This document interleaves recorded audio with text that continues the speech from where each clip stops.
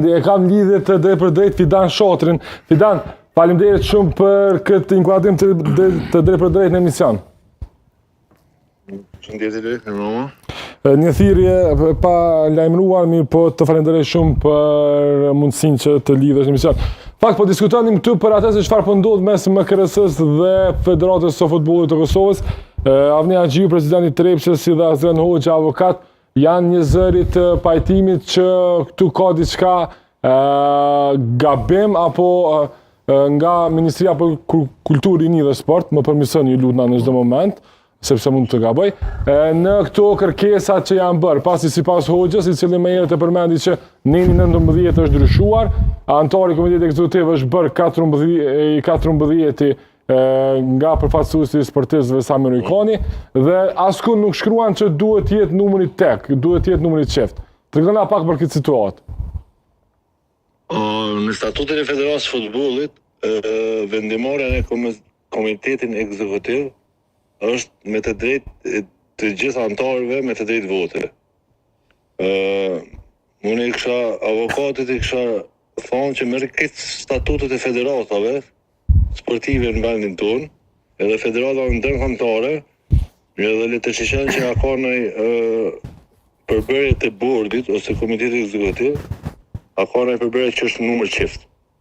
E para, e dyta, ndryshimet cilat janë bërë në federat, domethënë deri në datën 5 shkurt kanë qenë 11 anëtarë të Komitetit Ekzekutiv dhe pas datës 5 shkurt janë 12 anëtarë, ndërsa neni 39 dhe përbërja e Komitetit Ekzekutiv ka ndryshuar prej deri në 13 është shtuar deri në 14.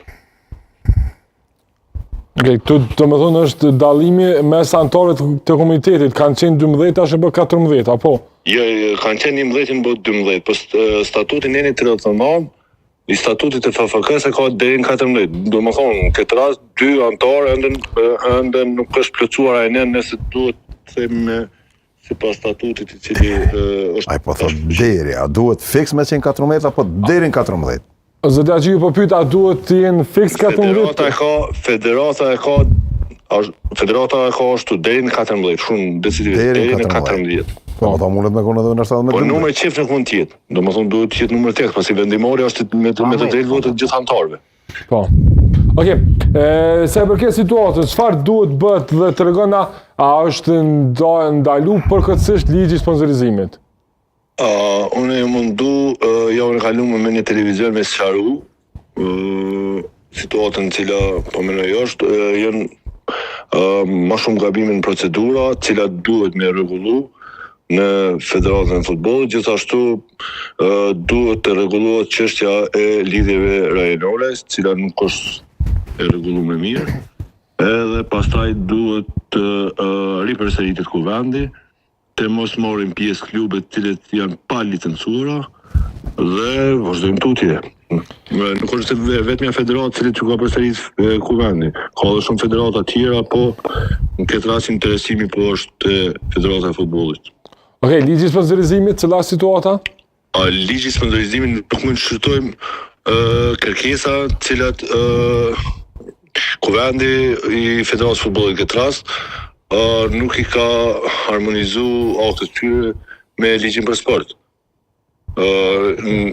Ministria e Kulturës ka dërgu me 4 shtator 2024 një qarkore cilet ju ka tregu gjitha federata procedurat cilat duhet ndjekën.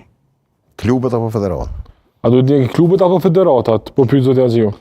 Po klubet janë anëtarë të federatës. Këtë as federata dhe klubet. Të dyja së bashku. Okej, çfarë ndodh në rast nuk i vazhdohet licencimi i FVK-s, i mbaron në qershor, dhe nëse nuk e përsërit kuvendin, a i ndalohet licencimi, licenca? Licencimi nuk mbaron në shtator. Qershor, okej. Në qershor, më fal.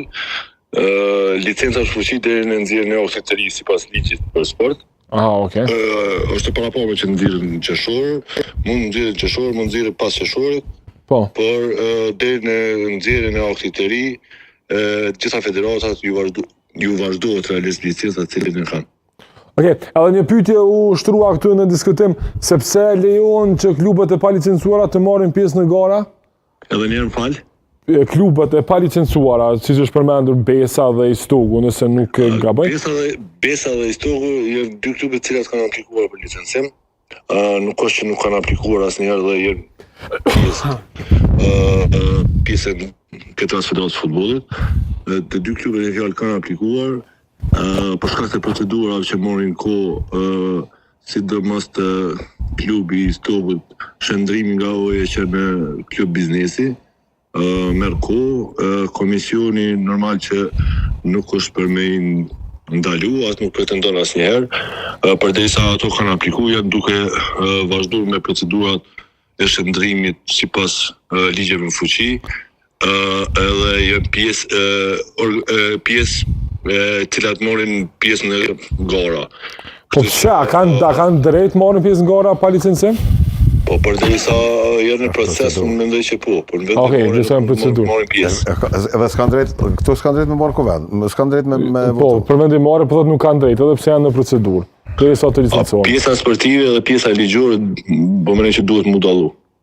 Okej, do të shohim, unë falenderoj shumë, ishte shumë e nevojshme ky sqarim nga ana jote për shkak se diskutimi në emision shkoi në sfera të ndryshme, kështu që të falenderoj shumë